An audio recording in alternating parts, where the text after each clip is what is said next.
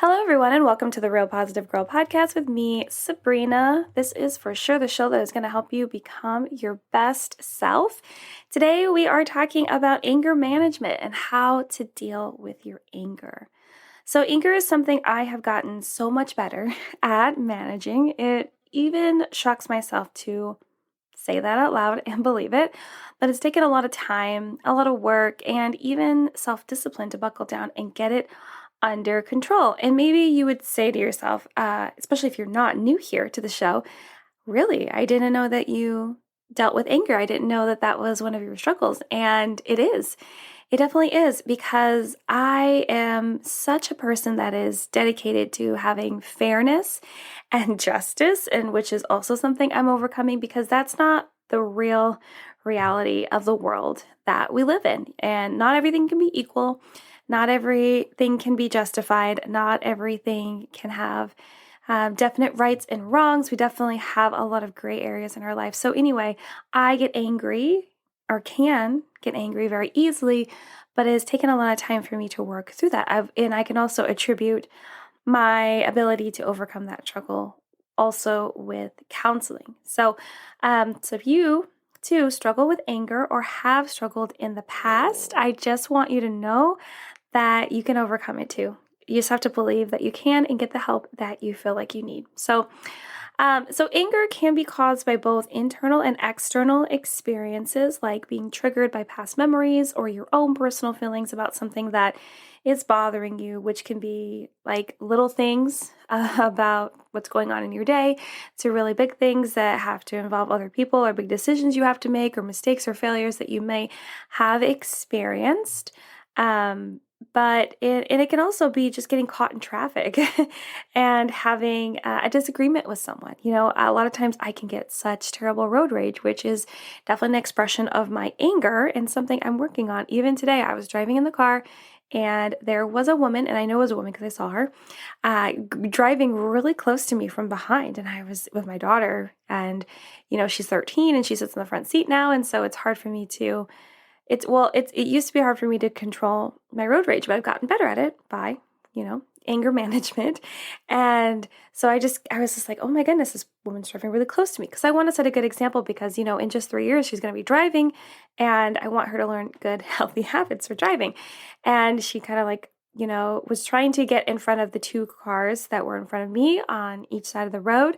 And you could tell because she kind of swerved out from behind me to the next lane, then came back because she knew she couldn't pass, and then finally did, and was just like weaving in and out of lanes without putting her blinker on. And a lot of these things really trigger me to be angry, because it really confuses me why not everyone drives responsibly. It drives me crazy, and abides by all the laws of the road. So anyway, but I surprised myself because I was just very calm. I was like, okay, it could have been addition with my daughter being in the car. Maybe I would have been a little bit angrier if she wasn't in there and I wasn't trying to set a good example. But I was just like, okay, this woman's just not a good driver. She's not a good driver. I kept repeating that out loud. I was like, she's just not a good driver, until she, drove off in a different direction, and it wasn't really in my way. For where we were going, which we were going to Panda Express because that's what she wanted for dinner. But anyway, it's an example of me. Before, I would be yelling and screaming and honking my horn excessively, and maybe yelling out the window. I don't throw the bird, but I definitely yelled and screamed before. To me, just being calm and just saying to myself, she's just a bad driver. It's okay. She's a bad driver. It's okay. She's a bad driver. And that made me feel better. So again, you can definitely overcome your struggles with anger management. If you just work towards it, and you could turn out like me, maybe. But I want you to know that anger is totally normal and healthy. It's absolutely okay to be angry and express those emotions. There's nothing wrong with that. And if anyone does tell you there's something wrong with that, that is not true. Do not listen to them. It's totally normal. It's just a matter of being in control of those emotions and not letting it get out of hand in a physical way or taking it out on someone else, even mentally and emotionally. So a lot of times people will, use physical, I don't know what you would call that. Like they'll physically come at you to demonstrate their anger, whether it's at you or at something else. I've definitely seen people in my life punch doors open or punch other people or break stuff because of the anger that's inside them. I've definitely thrown stuff when I've been in a super angry state. And other times people will just say and spew mean things and hatred and talk down to people and tell them how poorly they think of them. And that's another way that anger can be expressed in a way that is super out of control. Because, anger tends to lean towards an aggressive response generally. And this is a natural way to respond typically because it allows us to have the energy to fight back if necessary. I feel like that's one of those initial expressions of anger way back when, before society is the way that it is now, because you had anger and it meant that you had to defend something, you had to fight for something. But not everything that leads us to anger needs to be fought. It doesn't. It's not there, and a response is not always necessary. Sometimes it just needs to be accepted, or it needs to be understood, or nothing at all. And I'm sure that you'd be surprised for me to say that maybe you don't have to do anything, because a lot of times people believe that if you have anger, you need to do something with it. But there are times where you don't need to do anything with it. You just need to acknowledge that it's there, see if there is something you can identify that triggered you, and then, move along. A lot of times anger doesn't need to lead anywhere. It can just be an emotion that teaches you what triggers you, or what is bothering you beneath the surface, or what you've been trying to avoid, but keep coming up with different experiences, that just continues to trigger you. So it's important to just realize that there are a myriad of ways you can express your anger, and it doesn't always have to be something that ends in an experience you may regret, or that might hurt someone else, or just is negative all the way around. And how people express anger is super different.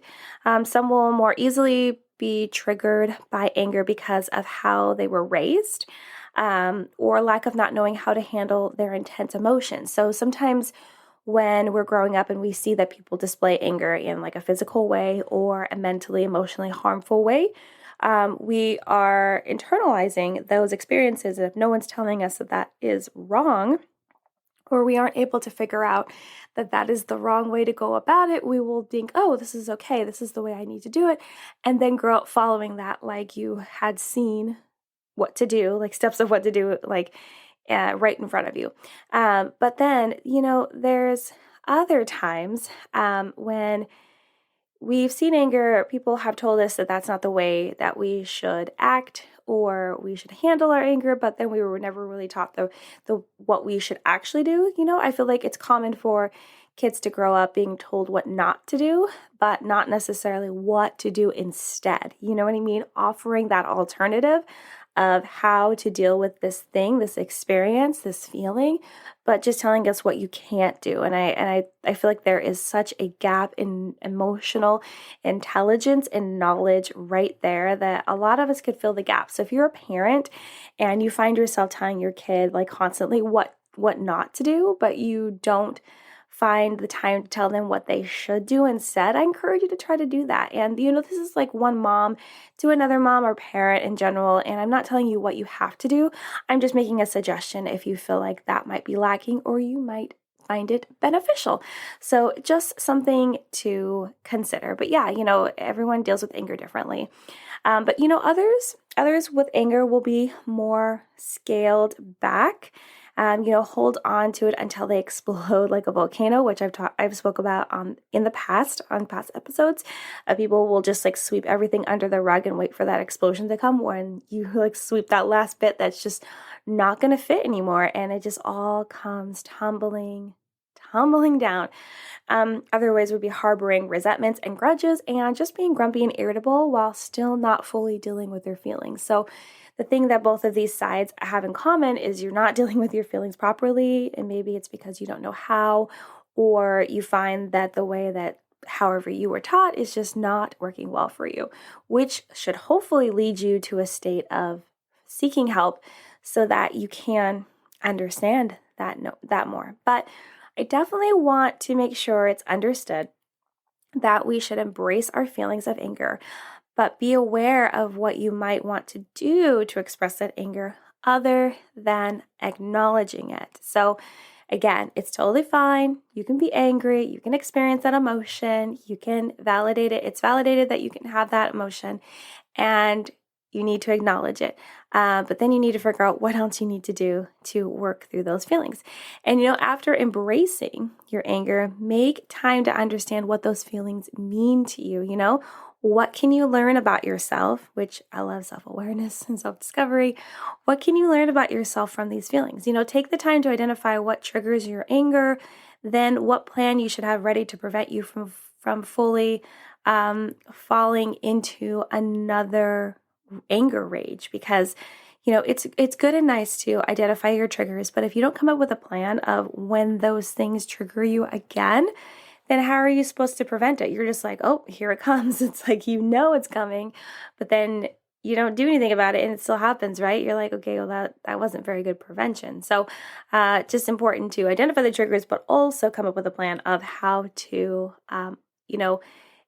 escape the anger rage, or to become calmer quicker, or to kind of just diffuse the situation entirely, but still not while dismissing your feelings, just not letting it blow up into a rage, or however it has before in the past that hasn't served you. So let's chat about some tips I have for how to handle your anger. I do have 6 tips for you today.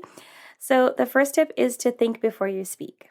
This can be really tough, especially if you are so full of anger and rage that you feel like you are just going to explode. However, it is very important for you to make a point to think before you speak, because then you will highly likely prevent yourself from saying something that you may regret, that you don't really mean, and that could be hurtful to others. And taking the time to gather your thoughts and fully understand what you are going through, acknowledging that you have the anger, maybe quickly identifying some things that triggered it, and then you'll fully understand the situation and be able to respond better and have a full understanding, not full, you'll have a better understanding and at least a surface level idea of why you're angry, and you can share that with them in as much detail as you want, while being more level-headed than just spitting out whatever comes into your head first. The second one is to rehearse your response and communicate your feelings clearly. So rehearse your response. So if you feel like the anger that you have is very intense and you do know that you might say something wrong, it's important to rehearse what you're going to say. Rehearse your response so that you get everything out that you want to tell that person or whomever, even yourself, even if you're freaking out in the car. And I'd say you don't have to really rehearse this, but you can repeat it in your mind. Like I said to myself, I was like, she's just a bad driver. She's just a bad driver. She's just a bad driver. And it really helped me to calm down. But if it has to do with someone else, I would rehearse your response so you're able to say exactly what you want to say, but also communicate your feelings clearly, which really super important to use I statements. And go into that confrontation knowing that it could be tough, but you need to stand your ground in what you feel, but also be respectful of how the other person may be feeling, especially if they are the one on the other side of your anger, whether they know that or not. But again, please use I statements. Be like, I feel this because, and I feel this way, and I am going to do this or that or the other. Do not project your feelings onto them. Do not insinuate that it was them that made you feel that way, because again, as I always say, we have a choice in our emotions and how we feel. We are the only people that are responsible for those emotions and feelings. Okay, so the third tip I have for you is to take a time out and say a mantra. So taking a time out could be anything like exercising, which is my favorite, walking, a favorite activity or hobby, or if you like to play a game, if you just want to pet or cuddle your dog, watch your favorite show, read a book, go to the pool, garden outside, go grocery shopping, whatever it is you need to do, take a nap. I love nap time. Those can really help you to diffuse the situation quickly and let you become more level-headed to, again, think before you speak and rehearse a response, and make sure that you are able to communicate your feelings well before you address that anger, especially if it involves someone else. But yeah, take a time out. Also say a mantra. It's important. You can say something to yourself over and over again to help yourself be calm. So if you like memorize a phrase like I am in control of my feelings. I am in control of my feelings. I am in control of my feelings. It's just a reminder for yourself that you are in control of your feelings, and that should help you really zone in on you knowing that you get to make the choices. You can be semi in control of the situation and of yourself. And that can be a really strong, important reminder when you are figuring out how to move forward in a situation that does involve anger. Step number 4 is to change your routine. So if the thing that is causing you to be, or not causing you rather, is leading you to be angry, if it's a constant thing that brings out anger in you, change your routine. So let's say, if you're able to, right? So let's say you take a certain route home, or you leave for work at a certain time. There's always traffic, or there's always something that really frustrates you about your commute. Try to maybe take a different way home. That might be better for you. Try to leave at a different time. That might be better for you. Maybe you feel angry because you go to the coffee shop and, it's always slow on a day where this certain person works because maybe they're not as quick as everyone else. Okay, well, avoid the coffee shop that day.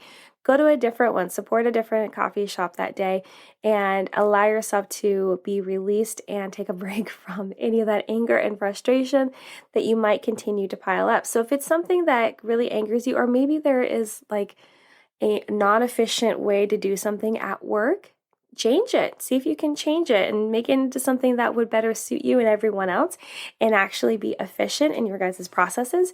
Change it. So if it's something that's happening on the regular that's causing you to have anger, see what you can do to change it. Number 5 is to speak with someone to vent and decompress. I believe that you can speak with someone that's a friend, a family member, a spouse, a partner, or a mentor, someone you look up to, or a professional like a counselor or a therapist or a psychologist or a psychiatrist. It doesn't matter. It's whomever you feel most comfortable with. It's whomever you feel like you have a good relationship to share those things and who is comfortable with those venting sessions. Not everyone is comfortable listening to someone vent and let their emotions out. So make sure that when you are going to vent to someone, you ask permission first, because also emotional dumping is a real thing where you just are dumping out all your feels, everything you're going through. And if you don't ask permission first, you might trigger that person in a way that you don't understand, or that maybe you do understand, you just don't think about it. Or some people just don't want to take on the burdens and the feelings of what someone else is going through. So super important for you to speak with someone to vent and decompress. Make sure you ask them if it's okay if you can vent and decompress with them, and then let it all out. I mean, with a professional like a counselor, you don't have to ask them because they are there to speak with you and to help you understand your feelings and yourself better with self-awareness, which I love. And I don't think there should be any shame with you having to seek professional help. I love it. I go to a counselor every single week. I love it. It has helped me become my best self, to have a better life, to understand myself more, to decrease anxiety and stress and depression, and to really push myself to be more confident in who I truly am. So, and it has helped my anger management problems. So again, speak with someone to vent and decompress so you can get how you're feeling off your chest. Maybe you can talk to them about how you are going to respond to this situation and communicate your feelings clearly. And maybe they can give you more ideas on things that you can do to take a time out so that you don't have so much emotions on your heart when you do go back to address that situation that led you to anger, And then last but not least, number 6 is gratitude always helps, and don't hold grudges. It's really just a reminder that if you are angry and during one of your timeout times when you're saying a mantra, or even just when you do the first step of think before you speak, it's really important for you to draw your mind back to what you're grateful for, what's a blessing in your life, what's going well despite any other negative things that may be happening. But also a reminder to not hold grudges. Holding grudges will not serve you at all, and it won't hurt the other person either, especially if they decide to just let go of what happened, whether they were the person that was involved in causing you to be angry or not. And yeah, holding grudges is not going to fix the situation. It's going to tear apart relationships, and it really will just make things worse and make you feel bitter, and you will, continue to create and have more bitterness over time because you're letting it evolve into something that gets stronger and stronger because you didn't decide to work it out and move forward. And I'm not saying you have to directly work it out with that person. It's just more working it out in your mind and understanding what happened and why and what to do next. But yeah, gratitude always helps. Gratitude can really change your mindset, shift it really quick, and it can always humble you. And if you find yourself being angry about something super petty and insignificant, then you can, which is still you can still validate and acknowledge your emotions in those situations, but actually knowing that it was insignificant, then drawing yourself back to gratitude and realizing, wow, okay, this is super insignificant. I'm going to let it go because I'm so grateful for all these wonderful things happening to me, and it's not that important. So just something to consider. But thank you so much for listening to the Real Positive Girl podcast. Again, with me, Sabrina. Check the show notes below for notes on where to find me on Instagram, which is at Sabrina Joy Perozzo, or on Clubhouse at Sabrina J Perozzo. Send me an email at realpositivegirlpodcast@gmail.com. Visit my website, sabrinajoy.com, which is being updated with new blogs. There is one up there right now that's brand new, and I'm hoping to add like 1 to 2 every single week. So check that out. And that's it, you guys. That is absolutely it. One last thing, if you feel like you're missing the 5-minute reset, I think I'm going to make a separate recording of that and maybe pop it in every couple weeks. And I'll just mention it here, like if you need the 5-minute reset to help you have a better day, you can just go and listen to that recording. But that's it for me. Have a good one, and I'll see you next time. Bye, guys.